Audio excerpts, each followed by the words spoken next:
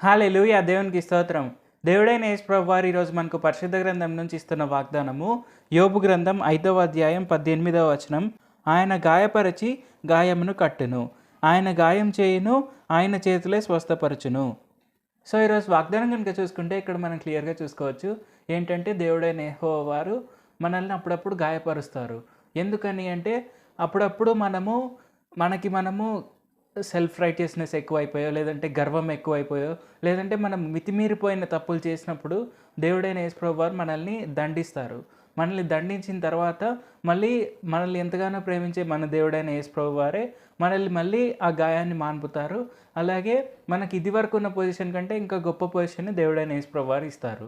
So, ఇది ఎందుకు జరుగుతుంది అంటే అప్పుడప్పుడు మనము ఎక్కువ గర్వం వచ్చేసో, లేదంటే ఎక్కువ తప్పులు చేసేయడం వల్ల ఇలా జరుగుతుంది. సో, మనం ఎప్పుడూ మనల్ని మనం కంట్రోల్‌లో పెట్టుకోవాలి. ఏంటంటే, మనము దేవుడైన యేసు ప్రభువారి పిల్లలము. మనం పాపాలు చేయవారి వలె కాక, మనం నీతివంతుల వలె జీవించాలి. ఎందుకంటే, దేవుడైన యేసు ప్రభువారు ఆల్రెడీ మనల్ని నీతివంతులుగా తీర్చారు కాబట్టి. సో, మనం ఎప్పుడూ మితి మీరకుండా, మనం ఎల్లప్పుడూ దేవుడైన యేసు ప్రభువారితో సమయం గడుపుతూ ముందుకు సాగితే, మనం గొప్పగా ఆశీర్వదింపబడొచ్చు. సో, ఇక్కడ మనం ఒక ఎగ్జాంపుల్ తీసుకుందాం. సో, ఒక వ్యక్తి అతను ఒక ర్యాష్ డ్రైవర్. అలాగే అతను ఇంటర్వ్యూ కోసం, అంటే ఒక జాబ్ కోసం ఎప్పుడు కష్టపడుతున్నాడు.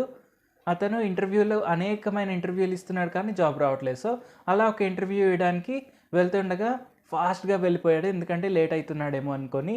సో, ర్యాష్ డ్రైవింగ్ చేస్తూ చాలా ఓవర్ స్పీడ్‌గా వెళ్ళిపోయాడు. యాక్సిడెంట్ అవుతుంది. యాక్సిడెంట్ అయ్యి అతనికి ఏమంటారు, ఎముకలేమి ఇరగవు. అలాగే మసిల్స్ కూడా టేర్స్ అలాంటివి ఏమీ లేవు. కేవలం మొఖం పైన ఒక పెద్ద స్కార్ పడుతుంది. అలాగే జనరల్ స్కిన్ పైన కొన్ని కొన్ని టేర్స్ అనేవి పడతాయి. సో, ఇలాగా గాయాలు తగిలాయి కానీ ఎక్కువ పెద్ద యాక్సిడెంట్ ఏమి అవ్వలేదు. బైక్ మాత్రం బాగా డ్యామేజ్ అయిపోతుంది. అతనికి ఏమీ కాకుండా దేవుడైన యేసు ప్రభువారు కాపాడారు. కానీ అతను అది గుర్తించాడు. అతను ఏమనుకుంటాడు, నాకు ఇలాగెందుకయింది అని అతను చాలా బాధపడతాడు.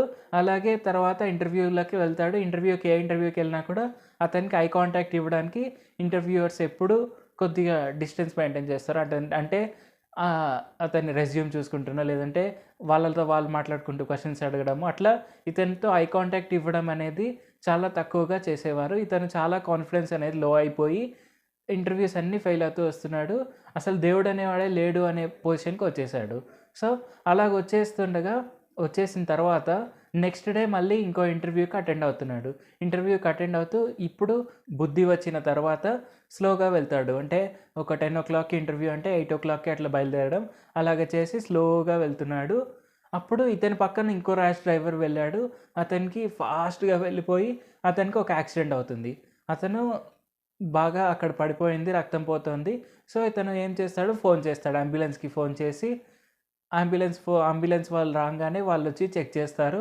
అతను అక్కడే మరణించారని వాళ్ళు నిర్ధారించారు. అది చూసిన అతనికి కనువిప్పు అనేది కలుగుతుంది.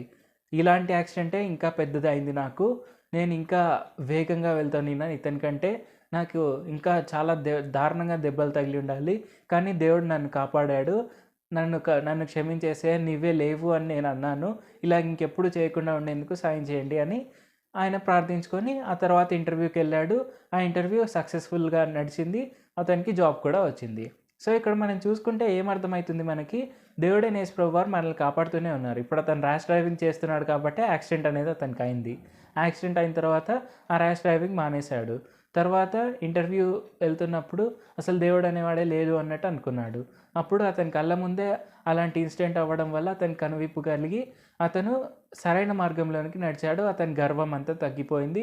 అతని బాధలన్నీ కూడా సాల్వ్ అయిపోయాయి. సో, అతను ఇప్పుడు కంప్లీట్‌గా దేవుడైన యేసు ప్రభువారిని నమ్ముతూ ముందుకు సాగుతున్నాడు. సో, ఇప్పుడు ఇక్కడ చూసుకుంటే దేవుడైన యేసు ప్రభువారు అతన్ని గాయపరిచాడు. కానీ దేవుడైన యేసు ప్రభువారే అతన్ని మళ్ళీ కట్టాడు. ఇన్‌ఫాక్ట్ అంతకుముందు అతనికి లేని జాబ్ ఇప్పుడు వచ్చింది. సో, అలా చూసుకుంటే దేవుడైన యేసు ప్రభువారు మనల్ని గాయపరిచేది అనేది చాలా తక్కువ. కానీ దేవుడు మనల్ని ఘనపరిచేదనేది చాలా ఎక్కువ. ఇది తప్పక మనం గుర్తుపెట్టుకోవాలి. మనం ఎప్పుడు దేవుడైన యేసు ప్రభువారి చేత గాయాలు పొందే పొజిషన్‌లో ఉండకుండా ఉండడానికి మనం ట్రై చేయాలి. అంటే ఎప్పుడు మనము నీతిమంతులుగానే జీవించడానికే ట్రై చేయాలి మాక్సిమం. ఎందుకంటే అది మనకు దేవుడైన యేసు ప్రభువారు ఆల్రెడీ ఇచ్చారు కాబట్టి. అది మనకు డూయబుల్లే. అది మనకేం ఇంపాసిబుల్ థింగ్ ఏం కాదు. మనం ఎల్లప్పుడూ దేవుడైన యేసు ప్రభువారితో సమయం గడుపుతూ, అలాగే ఆయననే ఘనపరుస్తూ ముందుకు సాగితే తప్పకుండా మనం నీతిమంతులుగా జీవించవచ్చు. ఎందుకంటే ఆల్రెడీ మనల్ని దేవుడు నీతిమంతులుగా తీర్చారు కాబట్టి. ప్రార్థించుకుందాం. పరిశుద్ధ జీవాధిపతి జీవంగల దేవ యేసయ్య, మీరే మమ్మల్ని గాయపరుస్తారు, కానీ గాయపరిచిన మీరే మమ్మల్ని తిరిగి కడతారు, ఇది వరకు కంటే గొప్పగా కడతారు అని మీరు మాకు ఇచ్చిన ఈ వాగ్దానాన్ని బట్టి వందనాలు తండ్రి. యేసయ్య, మేమెప్పుడు మీ మార్గంలోనే నడిచేందుకు, మిమ్మునే గణపరిచేందుకు, మీ ప్రేమను గుర్తించి మీ ప్రేమను అనేకులకు తెలియపరిచే వారి వల్లే ఉండేందుకు సాయం చేయండి. ఈ వాక్యం వింటున్నందరూ తప్పక వారు మిమ్మునే తమ నిజరక్షకులుగా అంగీకరించి వారు ఎప్పుడు మీ ప్రేమనే పొందుకుంటూ, అలాగే మీ ప్రేమను అనేకులకు తెలియపరుస్తూ ముందుకు సాగేందుకు సాయం చేయండి. వారికి జయ జీవితాన్ని దయచేయండి. నజరేయుడైన యేసు నామములో ప్రార్థిస్తున్నాం తండ్రి. ఆమేన్. Thank you Jesus. దేవుడు మిమ్మల్ని ఆశీర్వదించును గాక.